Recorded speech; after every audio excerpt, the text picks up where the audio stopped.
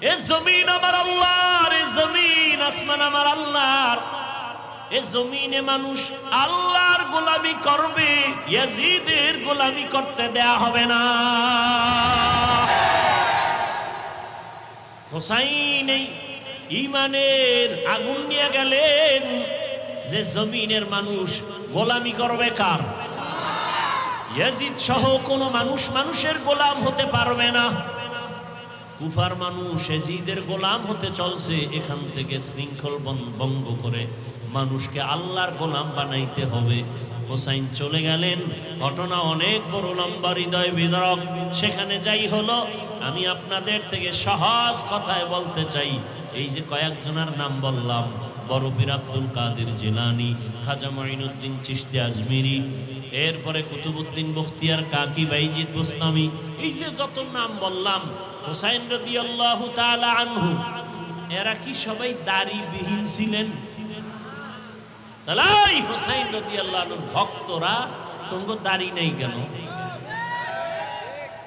কারবালার প্রান্তরে যখন যুদ্ধ চলে, তার সন্তান মরে গেছে, শহীদ হয়ে গেছে, ঠিক সেই সময় হোসাইন এক ওয়াক্ত নামাজ কাজা করেননি।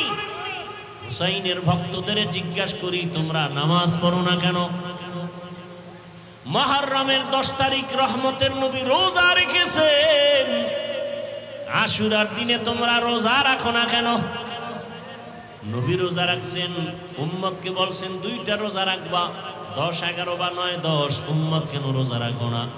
অতএব এ জমিনে যারা নামাজ পড়ে রোজা রাখে, আল্লাহর হুকুম মতো চলে, এরা সারা হোসাইনের ভক্ত আর কেউ না। কোনো বেনামাজি, সুদখোর, ঘুষখোর, বেপরদাওয়ালারা কোনোদিন হোসাইনের ভক্ত দাবি করার অধিকার রাখে না।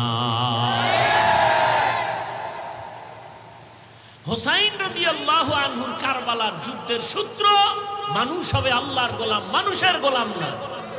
শাহজালাল রহমাতুল্লাহ আলাইহি জীবনে বিয়ে করেনি আল্লাহর মোহাব্বতে, আর শাহজালালের ভণ্ড ভক্তরা বউয়ের মোহাব্বতে আল্লাহ চিনে না। এরা শাহজালালের ভক্ত না ভণ্ড? জিন্দেগি মে বন্দেগি তু করনা হে, জিন্দেগি মে বন্দেগি তু করনা হে, জিন্দেগি বে বন্দেগি শর্মিন্দা হে, জিন্দেগি বে বন্দেগি শর্মিন্দা হে। আমি কি হোসাইন রাদিয়াল্লাহু আনহুর বিরুদ্ধে বলছি? বরং এই জমিনে হোসাইন রাদিয়াল্লাহু তাআলা আনহুর আসল ভক্ত থাকলে আমরা দাড়িওয়ালা, টুপিওয়ালারা, আমরা মুহররম আসা মাত্রই আমল শুরু করে দিয়েছি। 10 তারিখ আসার আগের দিন রোজা রাখা শুরু করেছি, দাড়ি রেখেছি, আল্লাহর মোহাব্বত, নামাজ ছাড়ি না। কারণ এ জমিনে কোনো আল্লাহওয়ালা নামাজ ছাড়েন নাই। কোন একজন আল্লাহওয়ালা পাবেন না বেনামাজি, কোন একজন আল্লাহর ওলি পাবেন না বেপরদাওয়ালা। জমিনে কোনো একজন আল্লাহর ওলির নাম পাবেন না যে দাড়িবিহীন। অতএব আমরা তাদের অনুসরণ করি আল্লাহ পাওয়ার জন্য, রসূলের আদর্শ পালনের জন্য। আল্লাহ তাআলা বলেন, সময়টারে কাজে লাগাও, আল আসর, সময়টারে মূল্যায়ন করলে তুমি দুনিয়ায় লাভবান, আখিরাতেও লাভবান। দুনিয়ার লাইনে যারা সময়টারে বেশি কাজে লাগায়, এরা তাড়াতাড়ি টাকার মালিক হয়ে যায়, বাড়ি গাড়ির মালিক। বিদেশে গিয়ে সময় কাজে লাগায়, 8 ঘন্টা ডিউটি, ওভার ডিউটি করে টাকা কামাই করে, 0 থেকে হিরো।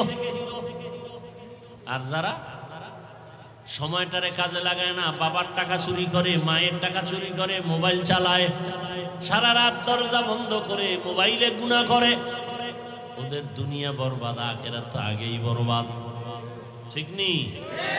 আর জমিনে যারা সময়টারে কাজে লাগায়, স্কুলে পড়ে, কলেজে পড়ে, লেখাপড়া করে, সময় অপচয় করে না, কোনো আড্ডায় যায় না, এই সন্তানগুলো এক পর্যায়ে লেখাপড়া করে দেশের বড় দামি চেয়ার পায়। কবি নজরুলের ইতিহাস পড়ো, সময়টারে মূল্যায়ন করেছে, এজন্য তারা মরিয়াও অমর। কাজী নজরুলের ইতিহাস পড়ে কত গর্ব করে, কত আনন্দ। সময়টারে তারা কাজে লাগিয়েছেন, এ কারণে তাদের এখনো সুনাম। মনে হয় সে মরিয়াও কি অমর, কেউ তারে চিনে না, তার বাপকে জানে না, বাড়ি কেউ জানে না, কিন্তু তার নাম সবাই শ্রদ্ধা ভরে স্মরণ করে। কেন? সময়টারে কাজে লাগায় গেছেন। তুমি সময়কে মূল্যায়ন করে ডাক্তার হও, দেখবা তোমার সম্মান শুধু পটিয়ায় থাকবে না, গোটা দেশের মধ্যে তোমার সম্মান, মানুষ মাথায় নিয়ে তোমাকে সম্মান করবে। সময়টারে কাজে লাগায় তুমি ইঞ্জিনিয়ার হও, ভালো করে লেখাপড়া করো, আড্ডা দিও না, গুনাহ করিও না, মা বাবার দোয়া নিয়ে চলো, দেখবা তোমার ইঞ্জিনিয়ারগিরি শুধু পটিয়ার মধ্যে সীমাবদ্ধ থাকবে না, পুরা দেশের মধ্যে তোমার সুনাম হয়ে যাবে। আল্লাহ পারেন না? সময়টারে কাজে লাগাও। আখিরাতের লাইনেও যারা সময়কে মূল্যায়ন করবে, আল্লাহ তাদের সম্মান দিবেন। আজকে কোন বক্তা বয়ান করতে গিয়া আল্লাহওয়ালাদের ইতিহাস না বলে বয়ান করে না, খাজা মাইনুদ্দিনের নাম বলে, বড় পীর আব্দুল কাদের জিলানীর নাম বলে বয়ান করে, মানুষ বড় তৃপ্তি ভরে শুনে। তারা কতটা দামি, কেন এত দামি? বলে সময়টারে কাজে লাগিয়েছেন। সাহাবায়ে কেরাম, তাবিন, তবে তাবিন, উলিয়া উলিয়াগণ এতটা কাজে লাগাইছেন, 3 দিনে 1 খতম কোরআন। কয় দিনে? আর পুরা বছরেও আমরা কোরআন ধরি না, পরবদূরের কথা খতম তার উপরে। নামাজের ভিতরে যদি একটু বেশি লম্বা কেরাত লাও ইমাম সাহেব, তাহলে ইমামতি থাকা বড় কঠিন হয়ে যায়। সময়ের কাজে লাগাইতেছে, ভাবলি যে এত টাইম মসজিদে দেওয়া যাবে না, আমার টাইম দেওয়া আছে বাহিরে, পার্কে যেতে হবে।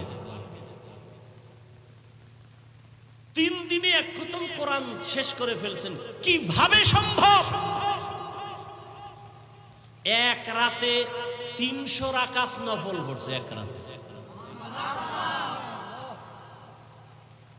दुनिया में हो दुनिया का तलबगार न हो, बाजार से गुजर हो खरीदार न हो,